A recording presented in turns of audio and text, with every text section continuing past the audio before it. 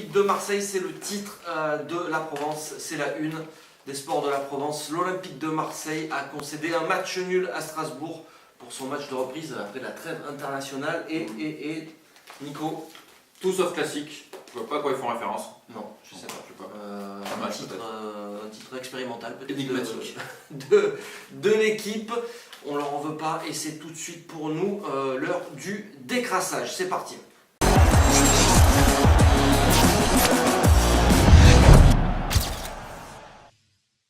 Et on commence tout de suite avec l'analyse à froid. Alors on est passé un petit peu par toutes les émotions, Nico, sur ce match-là. Marseille qui ouvre très rapidement le score, là on se dit que c'est bon. Surtout le but, c'est sympa, quoi. On se dit, ah, ils attaquent direct, un but, ça va bien jouer, ça va être sympa.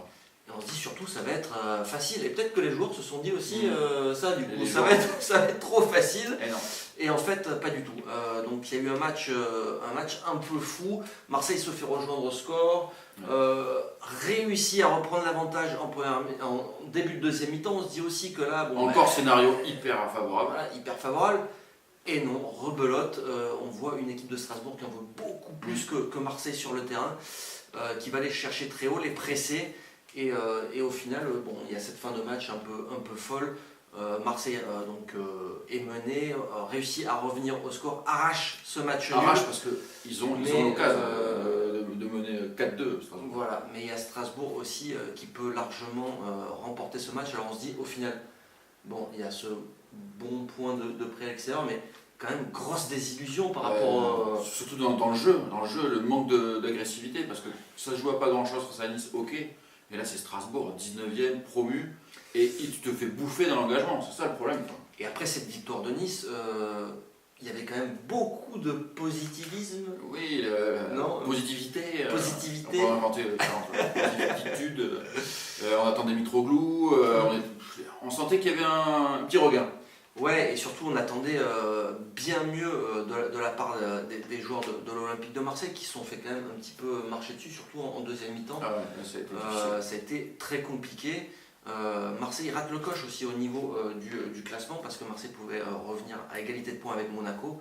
Tout est très serré quand même. Tu perds tes 9e, tu gagnes tes 2e.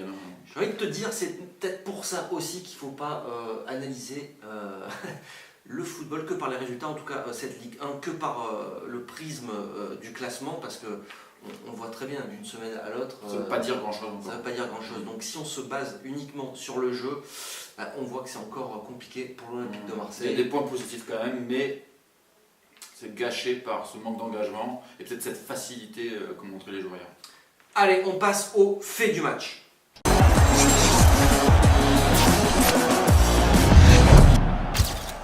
Alors mon fait du match, on va dire que je m'acharne encore une fois sur Rudy Garcia, mais on peut le dire. On peut le dire, tu crois? Tu l'as dans ton viseur. Je sais pas, mais en tout cas, moi, ce que j'ai entendu à la mi-temps, les propos de Dimitri Payet qui nous explique que la consigne c'était qu'une fois avoir marqué un but, il fallait jouer 5 minutes et ensuite les attendre.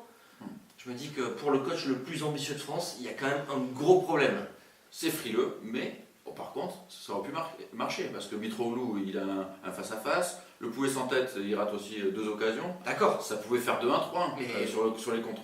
D'accord, mais on a vu aussi ce que ça a donné. Ça a été du coup un siège de la part de Strasbourg qui a poussé. Qui a eu le ballon. Jusqu'à 64% de possession de balle.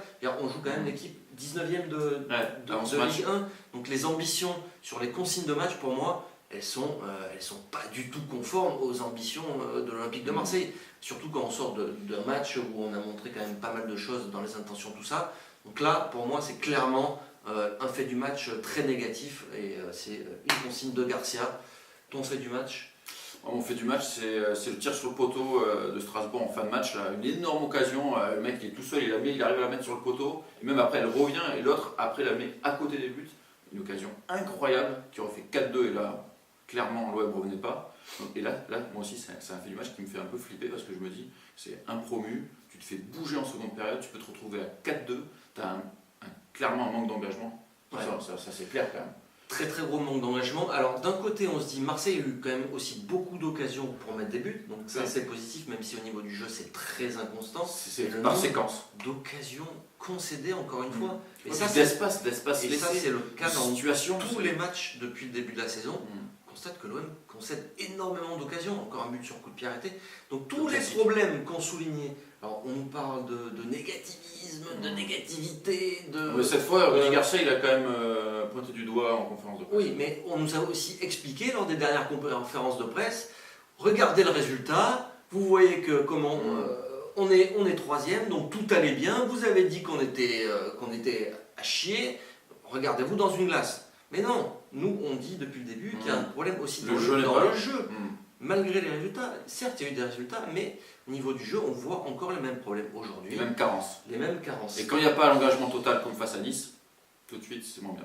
Allez, on passe au men et merguez, the merguez of the match. C'est tout de suite.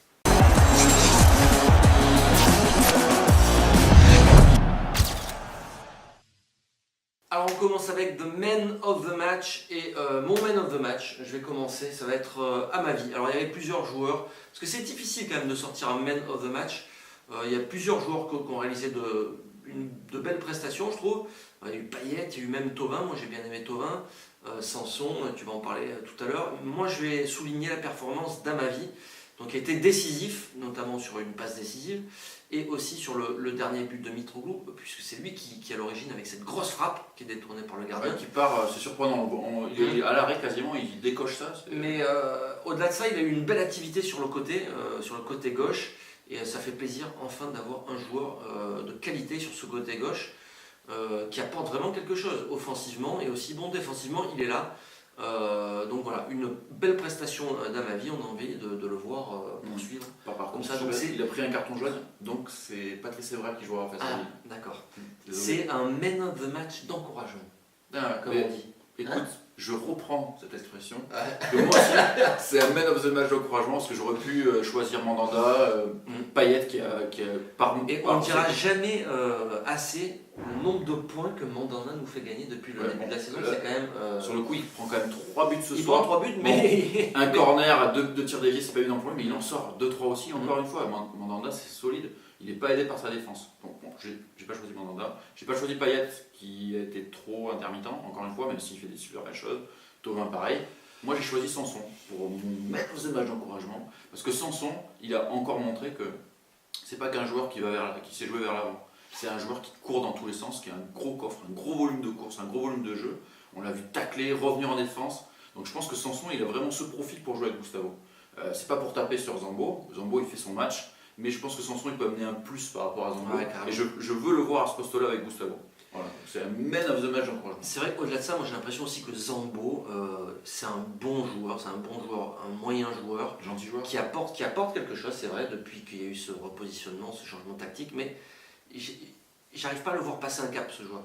Et il a progressé quand même par rapport au moment où il est arrivé. Ouais, mais j'en attendais peut-être beaucoup plus au niveau technique parce qu'on a souvent tendance à dire que c'est simplement un bourrin, qu'il sait faire que. Mais est-ce que là, dans cette configuration avec Sanson, il n'a pas joué un peu plus défensif que d'habitude? Ouais, mais il doit passer un cap et pour moi, il ne passe pas encore. Et je pense que Sanson, effectivement, a beaucoup plus de qualité pour apporter de la technique à cette équipe. Et il a aussi ce volume de jeu pour faire l'essuie-glace.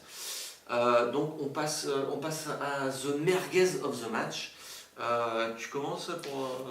Des merguez, on aurait pu en prendre pareil, c'était un peu plus difficile je trouve que d'habitude, parce qu'il n'y a pas un mec non plus qui est sorti du lot. Ah bah si, mais ça sera c'est moi qui vais mais pour une mi-temps, c'est pour ça que j'ai hésité, je te le laisse. Non, moi je vais partir sur 2 merguez pour le prix d'une. D'accord. C'est un prix au kilo, c'est Adil Rami et Rolando. La charnière a été encore... a subi beaucoup hier. Et en plus c'est de la merguez un petit peu périmée ça, non? Non, Rolando c'est pas très sympa, c'est une merguez quand même qui a cuit sur de jolis barbecues. Bon, on va arrêter le bac pourri. Non, la défense n'a pas été aidée par le milieu de terrain, il y a eu des espaces, on l'a vu hier, à Strasbourg, c'est quand même, il passait souvent, il y avait beaucoup trop d'espace, y compris dans le dos de la défense. Mais Rolando, entre les relances pourries, les saucissons balancés n'importe comment à chaque fois. Les dégagements à l'arrache, c'est vrai qu'il y a. Ça, puis bon, il n'était pas à l'aise, on l'a senti. Rami, moins impérial que d'habitude, il se fait bouger sur le corner où il prend un but. Alors la dernière fois c'était Rolando, cette fois c'est Rami. il dévie des ballons plusieurs fois. Rami, si tu dévies un ballon, fais-le vraiment, quoi. Parce que si c'est juste pour le toucher comme ça, Mandanda derrière il a la pêche. Hein. Donc voilà, moi la charnière elle m'a pas convaincu sur ce match-là.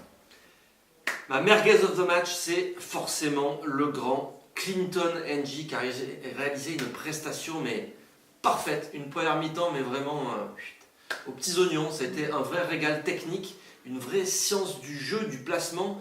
Un QI football. Un QI football mais maradonesque. C'est vraiment impressionnant comment ce joueur peut-il évoluer, mais ne serait-ce qu'en Ligue 1, j'ai envie de te dire. C'est quand même incroyable. Ah, là t'es dur. Moi je trouve que t'es dur parce que là il a été très mauvais, mais il a montré sur d'autres matchs qu'il peut avoir des qualités. Alors oui, c'est complètement... Mais ses qualités, ça va être uniquement du sprint. Il est très fort en sprint. Je pense que les ateliers athlés, il est très très bon. Pas que, ce qu'il faut faire autre chose. Ce qu'il faut, c'est qu'il a 5 buts. Mais c'est une énigme totale. C'est une énigme. Parce que sur une séquence, il peut te faire son petit extérieur du pied, dribbler 2 joueurs et marquer. Et puis sur 45 minutes, il peut faire rien. Le néant. Voilà, c'est ce qui s'est passé. Le néant, sorti à la mi-temps, remplacé par Bounassar, qui a apporté, on ne sait pas trop quoi. Un peu plus. Mais un peu plus, voilà. Un peu d'allant. Merguez of the match, Clinton NG, et là c'est vraiment pas encourageant pour l'ancien Lyonnais.